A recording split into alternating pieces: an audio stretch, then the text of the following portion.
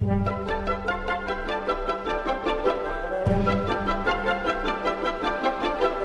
Mario 64 and Mario Kart for the Super Nintendo, both cult classics beloved by millions, both subject to a recent data leak. Here's some official pixel art, and it turns out L was real.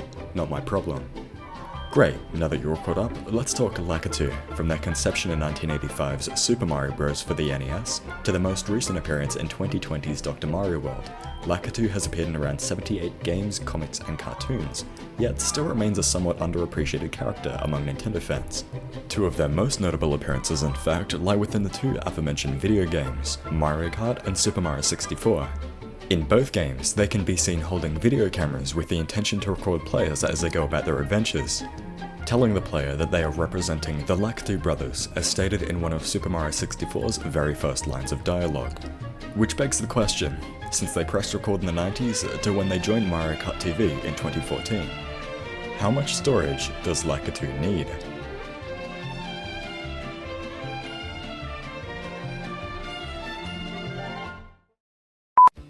Now, I know you've all heard this before, so feel free to press that button, but yeah, only a small percentage of the people who watch my videos are actually subscribed. I mean, look at that number. So if you end up enjoying the video, please do consider subscribing. It costs this much, and you can always change your mind later on. Anyway, for starters, we're going to be making a couple of assumptions.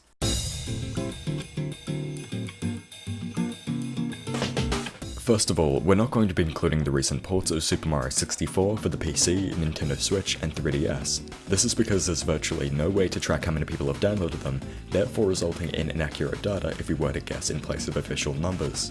Secondly, we're going to be assuming that everyone who bought a copy of these games has played it to 100% completion at least once, then adding 50% on top of each game to cater for both speedrunners and those who replayed the game after finishing it.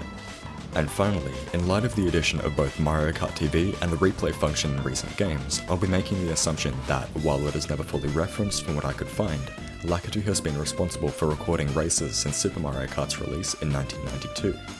Cool, now that that's all out of the way, let's run the numbers. This part of the video might be a bit boring for some of you, so if you'd like to skip straight to the storage portion, feel free to skip to this timestamp. Alright, so Lakitu has appeared holding a camera around 11 times from 1992 to 2014. These titles include Super Mario 64 for the N64 and DS, and Super Mario Kart 64 Super Circuit Double Dash DS Wii 7/8 Deluxe, just to name a few. From these titles, we're going to gather up some data, such as how many hours it takes to beat each game, the amount of retail copies that sold during its availability, and the video specs for each game's native console. Before we continue though, we're going to be calculating how many megabytes 1 minute's worth of footage would be for each console. For this, I'll be using the video file size calculator from Toolstar. All it takes is inputting the resolution, frame rate, and video duration, and bada bing bada boom, you've got yourself a figure. Repeat that 11 more times, and what do you know, we're one step closer to this godforsaken video finally being over. Next is playtime. Just times the amount of playtime by the amount of copies sold, and hey look, a childhood. Again, 11 more times with a 50% bump to each, and you'll get the amount of time between my YouTube uploads. And finally, times each by how many megabytes per minute each game runs at. Here's one I prepared earlier. And there we go, 224.9518625 petabytes. To give you an idea of how big that is, the Internet Archive, one of the world's biggest multimedia archival projects, currently holds a mere 40 petabytes of storage, which by all means is insane, but it's just about 1/6 of Lakitu's video library. Cool, we have 224 petabytes, but where the hell are we going to put all of it? Good question. So with this figure in mind, I went on a long and meticulous research session in order to find the answer to this seemingly impossible question. The Nimbus Exa drive, fitted with 100 terabytes of storage, it's the world's biggest commercially available hard drive, and one of the most expensive, retailing at over $40,000 US.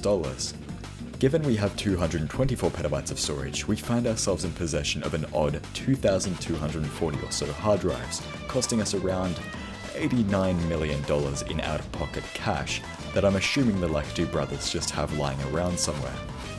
Cool, 2,240 drives and a cool $89 million, which begs the age-old question, where the hell are we going to put all of it?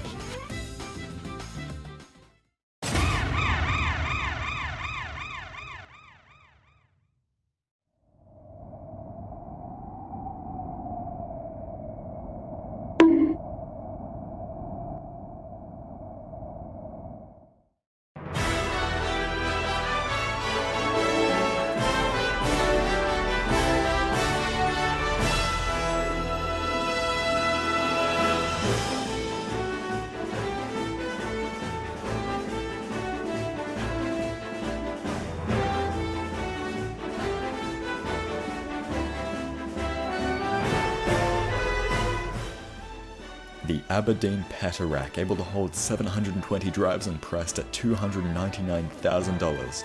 It's the go-to server for your next insanely large and overpriced storage project. Now, when maxed out, each Peta Rack can hold up to 8,640 terabytes, or 720 12TB drives, but we're just going to throw that specification out the window and say that each rack can now hold 72,000 terabytes, or 720 100TB drives, allowing us a massive 72 petabytes worth of storage per server, making each one worth around $28,800,000 in drives alone. But hey, wait a second, Pancake, that only covers like a third of the 224 petabytes. Shut the fuck up. I'm getting to that. As I was saying, 28,800,000 times 3 gives us $86,400,000, but you know that still leaves us with 8 petabytes to spare. Are we going to buy a smaller server to more closely accommodate for the additional 8 petabytes and save on the total cost?